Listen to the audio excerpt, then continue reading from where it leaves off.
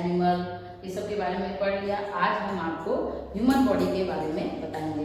Human body मतलब आदमी का जो शरीर होता है उसके ऑर्गन्स, इंटरनल ऑर्गन्स किस चीज़ से बना होता है, ये सब चीज़ के बारे में आपको बताया जाएगा। तो इसको हम 2 पार्ट में बताएंगे। तो पहले पार्ट में आपका ह्यूमन बॉडी में देखिए, सबसे पहले हमारा बॉडी जो होता है वो मांस, हड्डी सबका बना होता है, बोन्स है, मसल्स है, ठीक है।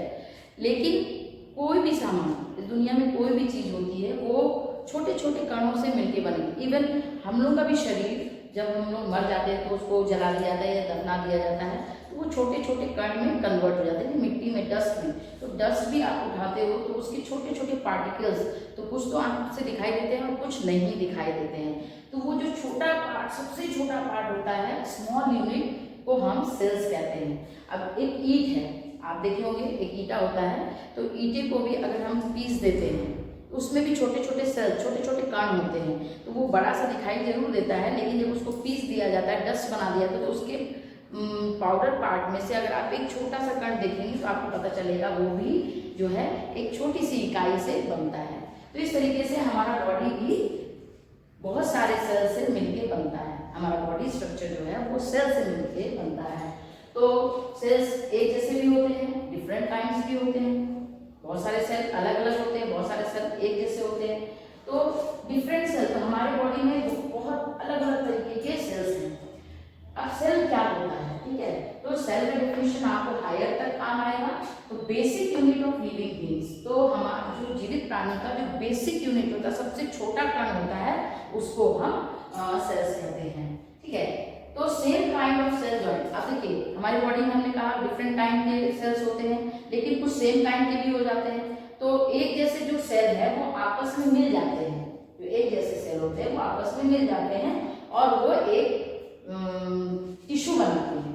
उसको हम जब वो ज्वाइंट हो जाते हैं तो वो टिश्यू में कन्वर्ट हो जाते हैं। यानी बहुत सारे एक जैसे सेल मिलने से टिश्यू बन जाता है। बहुत सारे एक जैसे टिश्यू मिल जाते हैं तो वो ऑर्गन्स बनाता है, ठीक है। तो मेनी ऑर्गन्स आर, जब बहुत सारे ऑर्गन्स का मतलब जैसे हाथ है, नाक है, ये सब भी ऑर्गन्स हैं। कुछ इंटरनल ऑर्गन, ये बॉडी पार्ट्स है, तो इसको भी ऑर्गन्स बोलते हैं। और इंटरनल जो है बॉडी के अंदर, जैसे लंग्स है, हार्ट है, ठीक है, वेन्स है, ब्लड वेसल्स है, तो ये सब भी जो होता है ये बॉडी ऑर्गन्स में आते हैं। तो जब बहुत सारे मेनी ऑर्गन्स आर ग्रुप्ड, जब बहुत सारे बॉडी ऑर्गन्स एक साथ मिलकर एक ही काम को करते हैं मिलजुल कर, तो वो बनाते हैं ऑर्गन सिस्टम, ठीक है। अब इसको इस तरीके से हम एक्सप्लेन कर देते हैं ऑर्गन सिस्टम क्या है। तो जब ऑर्गन सिस्टम का मतलब होता है, यहाँ पे आपको आगे क्लियरिफाई करवाया गया है, फिर भी हम इसको बता देते हैं। ऑर्गन सिस्टम का मतलब जैसे हम सांस लेते हैं, ठीक है, तो सांस लेने में सिर्फ नाक का ही यूज नहीं होता है। हम नाक के द्वारा हवा लेते हैं तो डायरेक्ट नाक से वापस तो नहीं आता है, नाक से जाता है वो विंड पाइप में, विंड पाइप के बाद वो लंग्स में जाता है और लंग्स में वो स्टोर होता है, ऑक्सीजन को ले लेता है और फिर वहां से कार्बन डाइऑक्साइड जो है रिलीज होके वापस फिर विंड पाइप के द्वारा नाक से बाहर आ जाता है। तो इस तरीके से ऑर्गन सिस्टम में 3 बॉडी पार्ट्स काम आ गए, 3 ऑर्गन्स आ गए, एक नोज हो गया, एक विंड पाइप हो गया और एक लंग्स हो गया, ठीक है। तो इसको हम, जो तीनों ने एक ही काम को किया, तो उसको हम कहेंगे ऑर्गन सिस्टम। तो जब बहुत सारे ऑर्गन्स, हमारे बॉडी में सिर्फ सांस लेना ही काम नहीं है, डाइजेस्टिव सिस्टम है, बहुत सारे सिस्टम जब एक साथ काम करने लग जाते हैं तो वो लिविंग, जीवित प्राणी बन जाता है। अब हम आते हैं ऑर्गन सिस्टम। तो अभी हमने आपको बताया ऑर्गन सिस्टम क्या एक्सप्लेन किया। तो मेनी ऑर्गन सिस्टम, जैसे रेस्पिरेशन हमने आपको बताया सांस लेने में, तो मेनी ऑर्गन सिस्टम जब मिलके एक बॉडी में वर्क करने लगता है तो लिविंग थिंग्स बन जाता है, carries out a particular function. आप देखिए ऑर्गन सिस्टम का यहाँ पे डिफाइन किया जा रहा है कि मेनी ऑर्गन सिस्टम, जब बहुत सारे ऑर्गन सिस्टम बॉडी में एक साथ काम करते, एक ही काम को करते, carries out a particular function to keep the body fit and healthy. जब एक साथ सही तरीके से काम करेंगे तो ही हमारा बॉडी जो है फिट और हेल्दी रहेगा।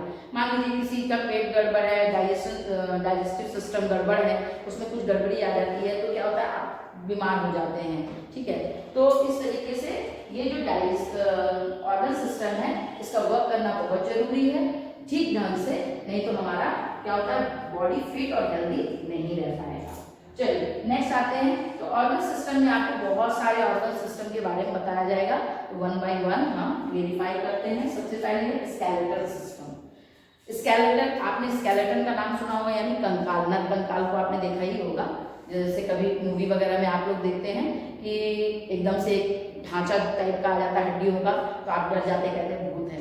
वो भूत वगैरह नहीं है, उसको स्केलेटन बोलते हैं।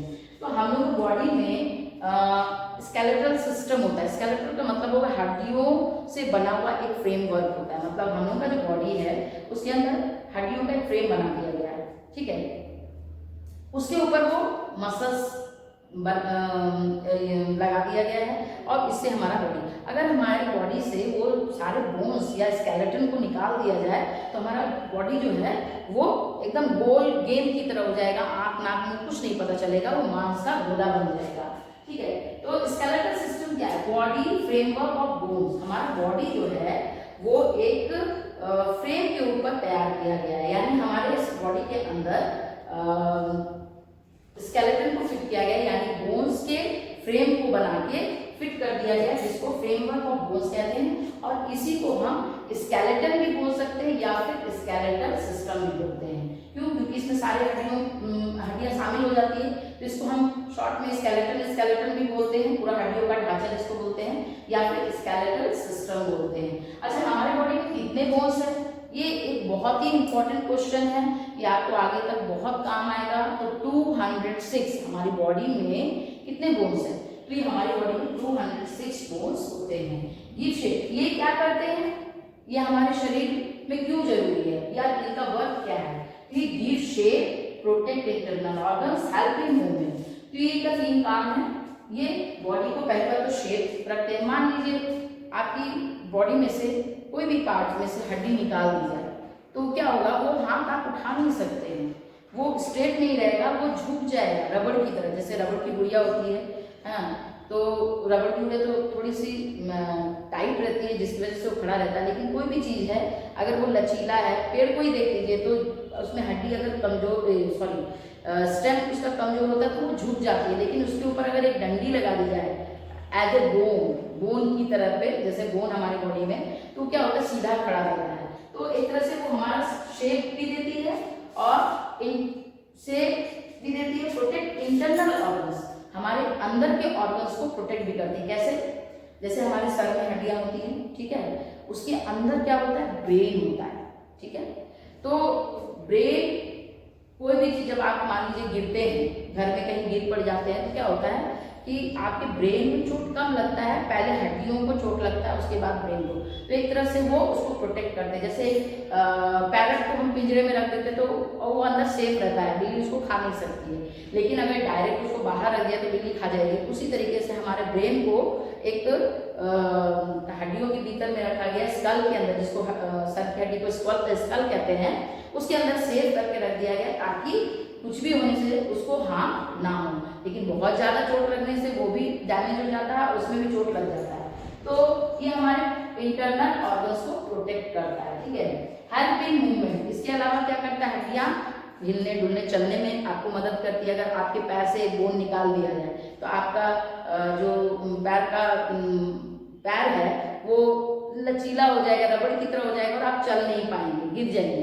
तो ये मूवमेंट में भी आपको हेल्प करते हैं। तो ठीक है, इसके बाद अब हम आते हैं, देखिए लॉन्गेस्ट बोन। हमारी बॉडी में बहुत सारे बोन हैं, छोटे बड़े, लेकिन सबसे लंबा बोन कौन सा है? Longest bone. तो हमारी थाई बोन जो है वो सबसे लंबी है, ठीक है।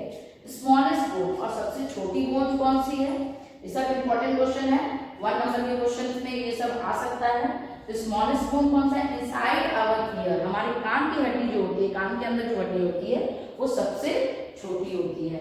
नेक्स्ट है skeleton covered soft fleshy part. तो हमारा जो हड्डी का जो स्केलेटल सिस्टम है वो फ्लैशी पार्ट से, मतलब मांस से ढका रहता है। फ्लैशी पार्ट होता है जिसको हम क्या बोलते हैं? मसल्स बोलते हैं। क्या बोलते हैं? मसल्स। तो जिस तरीके से बोन्स की काउंटिंग है वैसे मसल्स की है, तो 600 मसल्स या फिर 600 या मोर देन 600 से ज्यादा भी होता है, 600 भी मसल्स होता है, ठीक है। ये बोन्स और मसल्स दोनों आपस में मिलकर काम करते हैं।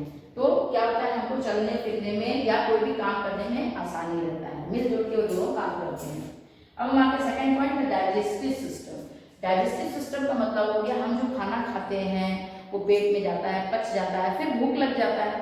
तो ये जो पचने का जो डाइजेशन का प्रोसेस है, इसको कैसे उसी के उसमें जितने पार्ट्स आते हैं, जिस डाइजेशन में जितने पार्ट्स सम्मिलित हो जाते हैं यानी इंक्लूड हो जाते हैं, तो उसको हम डाइजेस्टिव सिस्टम कहते हैं। तो जब हम खाना खाते हैं, हम लोग खाना खाते हैं तो उससे हमें क्या मिलता है? एनर्जी मिलता है, ठीक है। तो जब हम खाना खाते हैं, ईट फूड, तो क्या करते हैं? सबसे पहले मुंह में खाना डालते हैं और उसको चिबाते हैं, च्यू इट, ठीक है। तो जैसे ही हम चिबाना शुरू करते हैं, वहीं से हमारा डाइजेशन का प्रोसेस शुरू हो जाता है, ठीक है। तो कहाँ से अगर हमको पूछा जाए कि कहाँ से स्टार्ट होता है हमारा डाइजेशन, तो हमारा डाइजेशन मुंह से ही शुरू हो जाता है, माउथ से शुरू हो जाता है, ठीक है। तो मुंह में जाके क्या होता है? जब हम चिबाते हैं तो उसमें एक सलाइवा बनता है जो कि उसके साथ मिक्स हो जाता है, फूड के साथ मिक्स हो जाता है और उसको मुलायम कर देता है, हाँ, ठीक है। तो वो फिर क्या होता है? हमारे गले में फूड पाइप होती है, उसके थ्रू वो कहाँ चला जाता है? स्टोमक में चला जाता है। कहाँ चला जाता है? पेट में। स्टोमक का मतलब हो गया पेट में चला जाता है। मिक्सेस विद डाइजेस्टिव जूस, वहां पे जाके जो पेट में है, पेट की में वो डाइजेस्टिव जूस निकलता है पेट से और वो फिर इसमें मिक्स हो जाता है। जो आपने खाना खाया है वो आपके पेट में गया है, उसमें वो डाइजेस्टिव जूस मिक्स हो जाता है, ठीक है। तो जब डाइजेस्टिव जूस मिक्स हो जाता है, उसके बाद क्या करते हैं? 4 आवर्स आफ्टर ईटिंग, खाने के 4 घंटे बाद वो मिक्स वहीं पड़ा रहता है। तो खाने के 4 घंटे बाद, मतलब स्टोमक में जाने के बाद खाना 4 घंटे आपके पेट में रहता है, ठीक है। तो खाने के 4 घंटे के बाद वो फिर स्मॉल इंटेस्टाइन में चला जाता है, छोटी आंत में चला जाता है, स्मॉल इंटेस्टाइन में चला जाता है। Digested food taken by the blood, अब जो पेट में 4 घंटा खाना स्टोमक में था और फिर वो स्मॉल इंटेस्टाइन में गया, तो वहां क्या काम होता है? उसमें से जो खाना पच जाता है, 2 तरह का खाना हो जाता है, पचा हुआ और अनपच। तो डाइजेस्टेड फूड जो होता है वो ब्लड जो है, blood carrying out of the parts of the body, blood अपने में मिक्स कर लेता है, लिक्विड पार्ट हो जाता है वो, और वो फिर ब्लड में मिक्स हो जाता है और वो carry other parts of the body, सारे बॉडी पार्ट्स को वो भेज देता है, ब्लड सारे बॉडी पार्ट्स में जाता है। तो ये जो डाइजेस्टेड फूड है, जिससे हमको एनर्जी मिलता है, वो ब्लड के थ्रू हमारे बॉडी पार्ट्स में चला जाता है। और जो अनडाइजेस्टेड फूड होता है, तो जो खाना पच जाता है वो तो हमारी बॉडी में यूज हो गया, लेकिन जो अनडाइजेस्टेड फूड है, जो खाना नहीं पचता है, वो कहाँ चला जाता है? वो उसको लार्ज इंटेस्टाइन में चला जाता है, यानी बड़ी आंत में चला जाता है। वहां क्या होता है?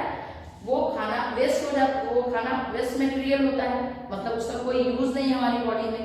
तो वेस्ट मटेरियल हम लोग कैसे थ्रो कर देते हैं? बाहर फेंक देते हैं। उसी तरीके से लार्ज इंटेस्टाइन एनएस के थ्रू हमारी बॉडी से वेस्ट मटेरियल को, यानी अनडाइजेस्टेड फूड को बाहर निकाल देता है, ठीक है। तो डाइजेस्टिव सिस्टम में कौन कौन से बॉडी पार्ट्स आए, ये आपको पता चल गया होगा। अब डाइजेशन क्या है? अगर आपको बोला जाएगा कि डाइजेशन का डेफिनेशन बताइए, तो डाइजेशन क्या है? What is digestion? When the food we eat, जब हम खाना खाते हैं, इज ब्रेक डाउन, वो छोटे छोटे टुकड़ों में टूट जाता है, इनटू स्मॉल पीसेस डाइजेस्टेड, तो छोटे छोटे टुकड़ों में तोड़ने और पचाने, digested, converted into simple form, और उसका सिंपल फॉर्म यानी एकदम सिंपल बने, ब्लड में मिक्स होने वाला। सिंपल फॉर्म का मतलब हो गया लिक्विड फॉर्म, जो कि ब्लड में मिक्स हो जाता है। सिंपल फॉर्म में कन्वर्टेड करने में जो प्रोसेस यूज होता है, जो हम प्रोसेस यूज करते हैं, माने कितने काम के लिए जो हम प्रोसेस यूज करते हैं, this process is called digestion. उस प्रोसेस को हम डाइजेशन कहते हैं। तो इतना हमने वेरीफाई करवा दिया है। अब इसका जो सेकंड पार्ट है, उसमें आगे का चैप्टर हम आपको बताएंगे। Thank you.